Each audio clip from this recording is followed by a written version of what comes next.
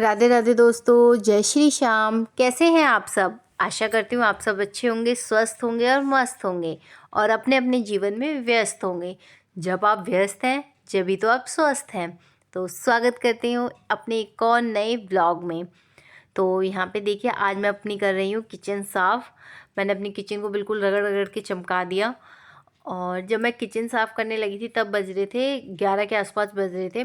और दिन था शनिवार और बच्चों की छुट्टी थी, दोनों बच्चों की, क्योंकि सेकंड सैटरडे ऑफ रहता है बच्चों का। और हस्बैंड गए हुए थे बाहर ऑफिस के काम से, तो मैं और बच्चे ही थे घर पे। और मेरा सुबह का जो रूटीन था वो हो चुका था, नहाना धोना, पूजा, नाश्ता। तो बैठे ही थे, मन कम लग रहा था तो सोचा थोड़ा बिज़ी हो जाते हैं। कहते हैं ना, जब मन नहीं लगता है तो अपने आप को बिज़ी कर लेना चाहिए, तो दिमाग इधर उधर नहीं भागता है। तो बस वही था। और किचन काफ़ी टाइम से सोच भी रही थी कि किचन साफ़ करनी है, पर हो नहीं पा रही थी। तो फाइनली आज मैंने अपनी किचन भी साफ़ कर दी एकदम।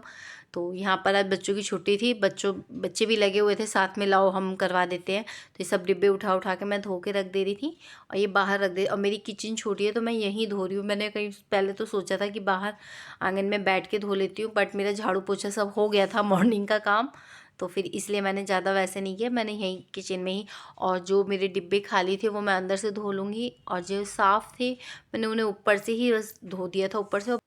और वैसे मेरे डिब्बे इतने गंदे होते नहीं है, क्योंकि जैसे ही जब कोई सामान खाली होता है ना तो मैं साथ के साथ इन्हें धो के रख देती हूँ।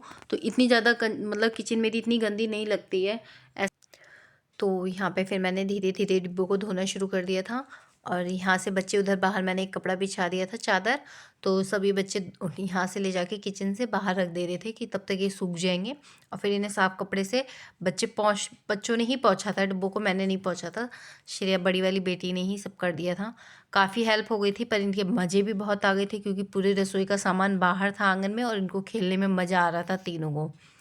तो इन्होंने भी बहुत इन्जॉय किया मेरी किचन साफ़ करने में।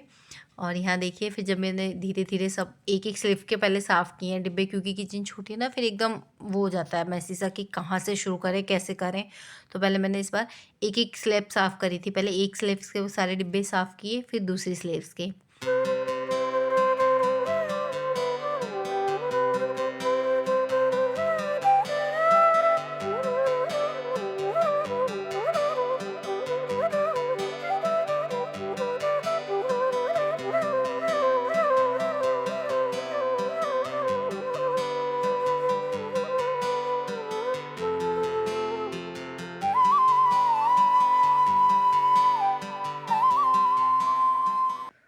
और इधर वाली साइड पे ना मेरे डिब्बों में थोड़ा जो एक्स्ट्रा सामान होता है ना, जैसे दाल वगैरह ज़्यादा है, इस साइड तो मेरे छोटे छोटों में रख लेती हूँ डेली यूज़ के हिसाब से। और इनमें रखे हैं ज़्यादा, जैसे अमाउंट उसमें क्वांटिटी में, तो ये भरे हुए थे डिब्बे। सोचा था एक बार को कि धूप लगा दूँ, पर फिर छत पे कौन बैठता, गिलहरी बहुत आती हैं तो सब बेकार हो जाता है। इस वजह से फिर मैंने धूप नहीं लगाई। किसी दिन टाइम मिलेगा तो ज़रूर इनमें चावल दालों में धूप लगानी है मुझे। और यहाँ पे फिर मैंने इनको अलग पलट के बर्तन में इनको धो दिया था डिब्बों को भी।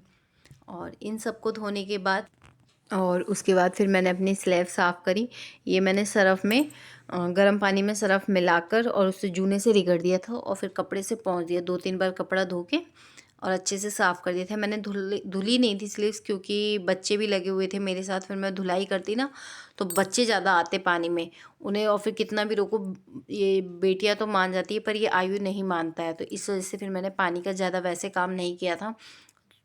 और यहाँ पर देखिए, फिर मेरी जब ये स्लेब साफ़ हो गई तो फिर ये नीचे वाले काउंटर पे मैंने ये अपनी टाइल साफ़ करी।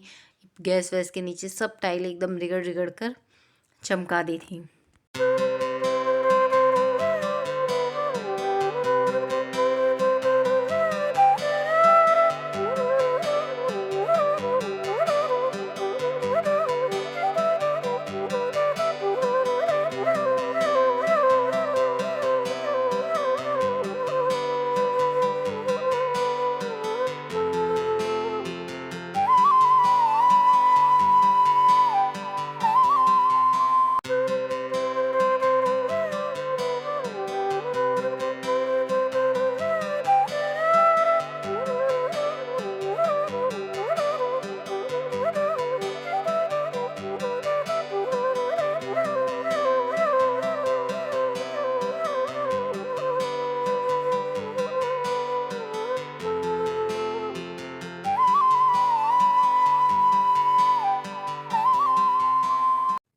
तो यहाँ पर देखिए मैंने अपने बिल्कुल किचन नीचे से ऊपर तक रगड़-रगड़ कर एकदम चमका दी है और मैंने चिमनी की वो जाली भी साफ़ कर दी थी। पहले ही गर्म पानी में डिप करके रख दी थी और फिर जब मेरी किचन साफ़ हो गई थी ना, फिर मैंने वो जाली साफ़ करी थी। 2-3 घंटे खूब गर्म पानी में वो रही हैं। और फिर यहाँ देखिए जब सब काम हो गया, फिर मैं लगाने लगी हूँ अपने डिब्बे और बच्चे ला-ला के दे रहे थे, स्लैब पे रख दिए थे इन्होंने सब ला-ला के। तो मैं कभी कहीं साइड रख रही थी क्योंकि बच्चों को ये नहीं पता है ना कब कौन-सा डिब्बा देना है कि कौन-सी लाइन लगा रही हैं। उन्होंने बस लाके स्लैब्स पे रख दिए, फिर मैं कभी इधर लगा रही हूँ, तो कभी उधर लगा रही हूँ, ऐसे कर रही थी। यही सब करते-करते मुझे अप्रॉक्स 3 के करीब बज गए थे। पूरे 3-4 घंटे हालत ख़राब हो चुकी थी और लंच बच्चों को भी भूख लग रही थी कि क्या बनाएँ और इतनी हिम्मत थी नहीं कि अब मैं खाना बनाऊँ।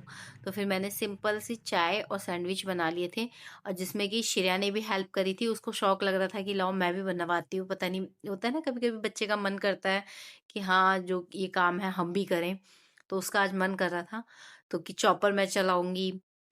तो इस वजह से फिर उसने भी हेल्प करी और देखो यहाँ पे मेरी किचन कितनी साफ लग रही है ना।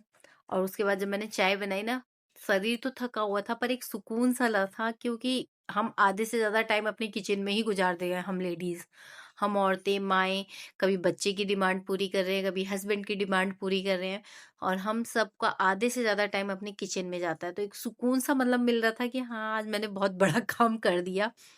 तो फ्रेंड्स, अब यहाँ पे मैं चाय और सैंडविच खाऊंगी, बहुत थक चुकी थी। अब फिर उसके बाद थोड़ी देर करूंगी रेस्ट। और तो वीडियो कैसी लगी जरूर बताइएगा, कमेंट कीजिएगा और इस वीडियो को ढेर सारा प्यार दीजिएगा। चैनल को सब्सक्राइब करना, लाइक करना। तब तक के लिए बाय बाय, मिलते हैं नेक्स्ट वीडियो में। बाय बाय, राधे राधे, जय श्री श्याम।